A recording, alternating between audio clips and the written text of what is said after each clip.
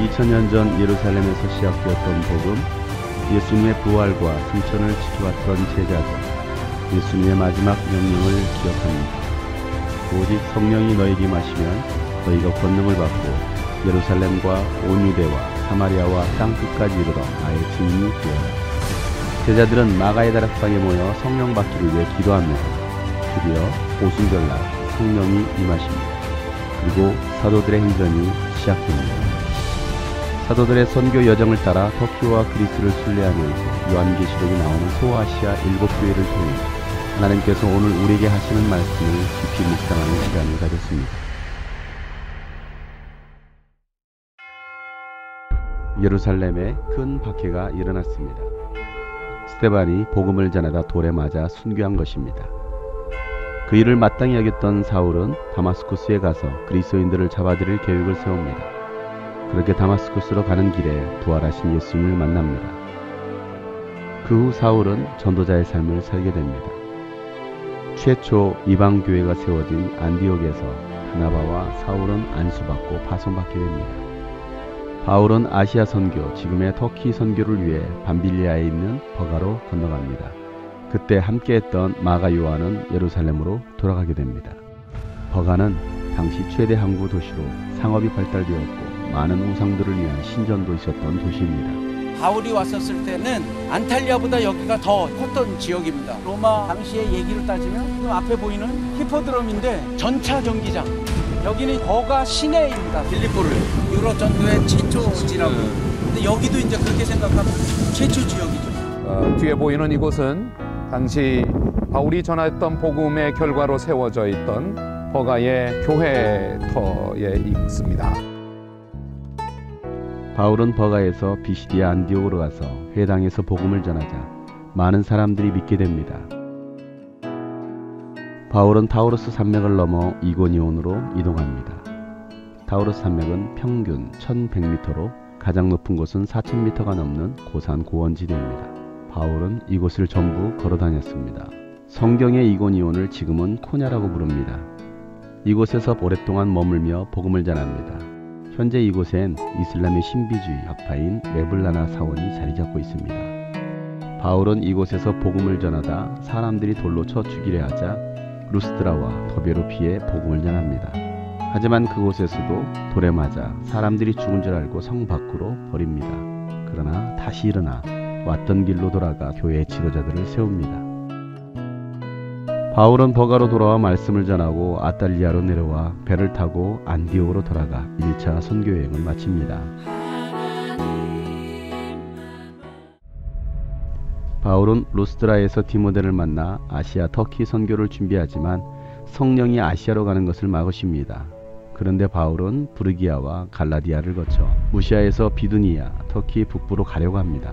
그러자 예수의 영이 허락하지 않아 드로아에 머뭅니다. 그때 바울은 환상 중에 마케도니아 사람이 나타나 건너와서 우리를 도우라는 음성을 듣고 성령의 지시를 따릅니다. 바울이 배를 타고 이틀 걸려 사모드라게를 지나 네아폴리 항구로 들어옵니다.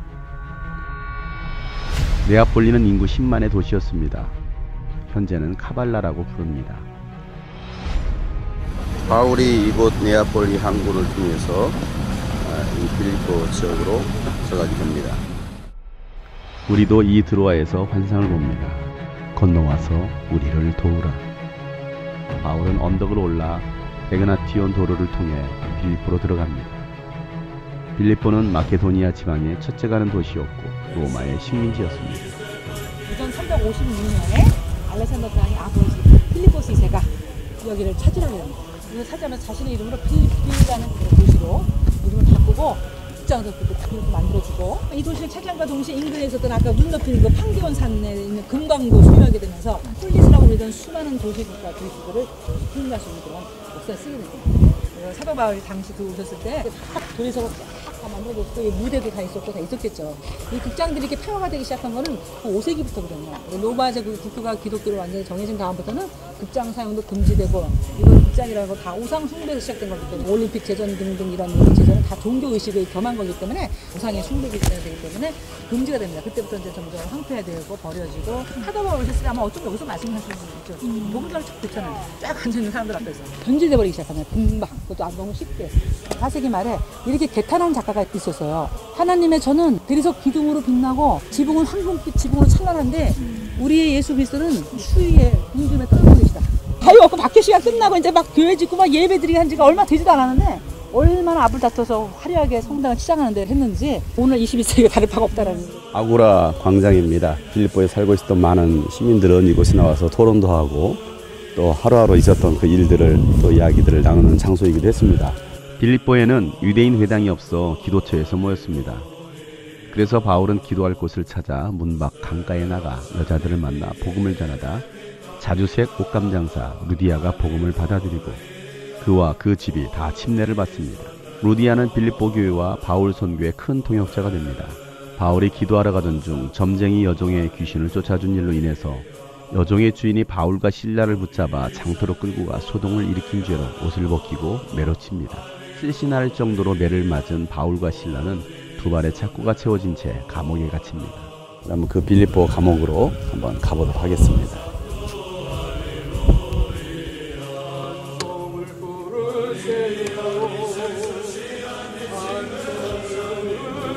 감옥에 일어났던 그 역사들이 우리 목회 현장에 우리 교회에 일어나게 해달라고 바울과 실라가 밤중쯤 깨어 찬송과 기도하자 지진이 일어나 착고가 풀리고 감옥문이 열리지만 탈옥하지 않고 간수와 그의 가정에 복음을 전하고 그와 온 집안이 하나님을 믿고 기뻐합니다. 감옥에 갇힌 것도 하나님의 계획이었습니다.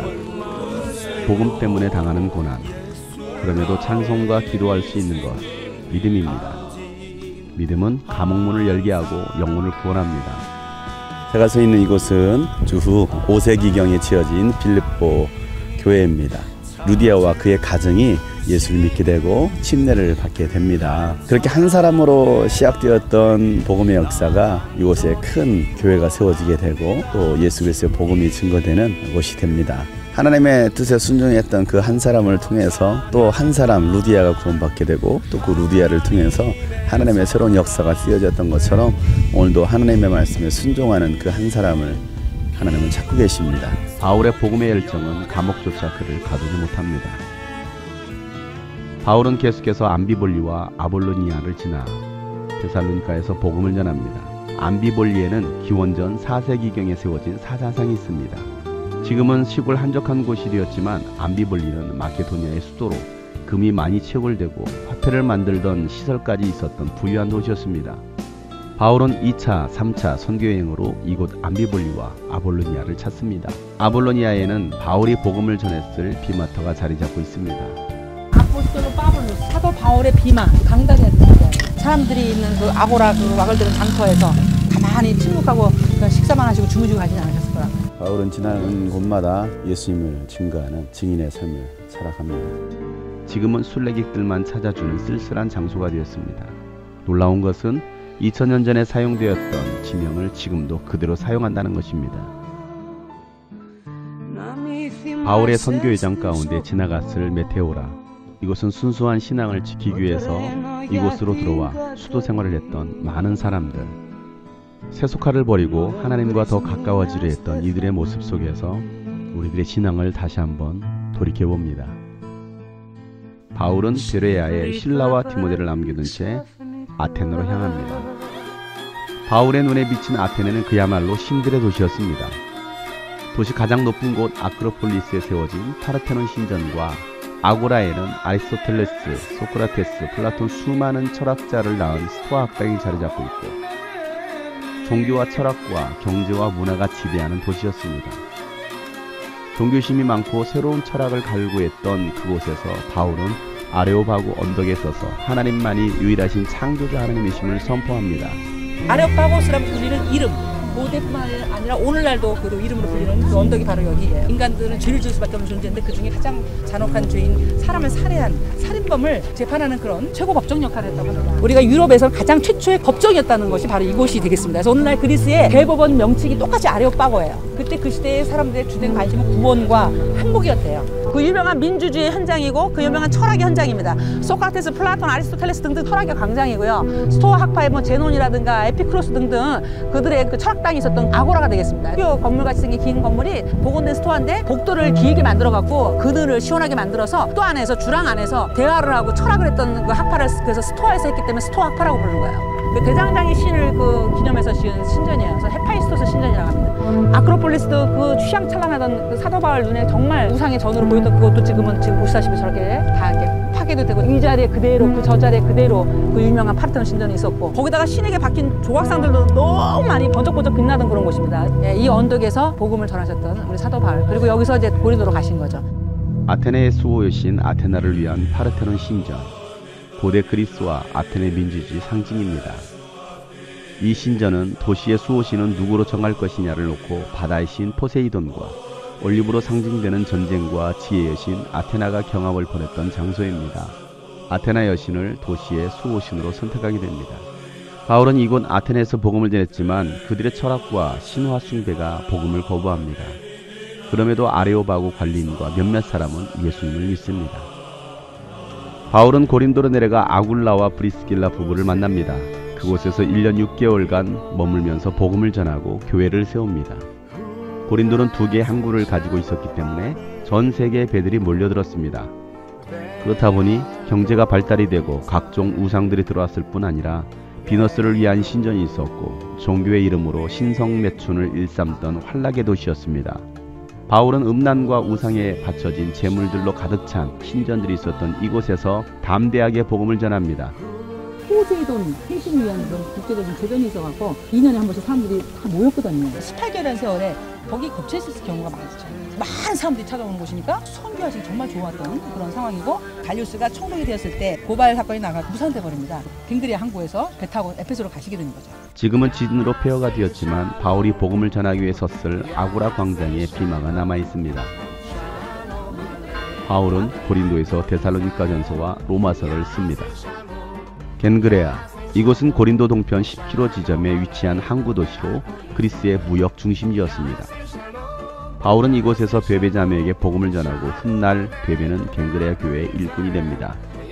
바울이 고린도에서 로마에 보내는 편지를 썼을 때 베베가 전달해 줍니다. 바울은 에베소로 떠나기 전 이곳에서 소원한 대로 머리를 깎고 브리스길라 아굴라 부부와 함께 떠납니다.